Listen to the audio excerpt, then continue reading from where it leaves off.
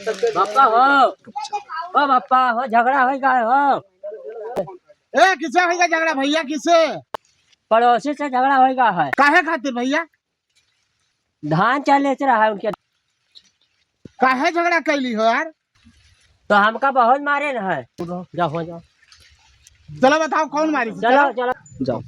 काय मारा लंग दिया? चलो बताओ, चलो चलो बताओ जल्दी। चलो चलो बताई था। काहे मारे भैया? लड़का खबरे सारे बहिरा सहिरा काहे मारा? तो बहरा चेहरा रहा काहे धान चरा देहन हो।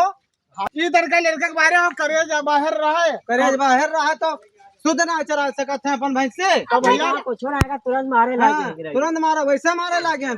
अरे भैया ये तनका तो चराई के धरा देहन है। ए भैया असली दबा नहीं है ये लाते तो जा चले जा। मार डाल भैया।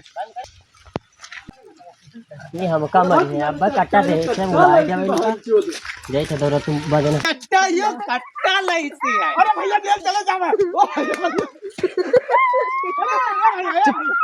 ए सारे जेल चले जावा। हां ना अरे पाए नहीं हम।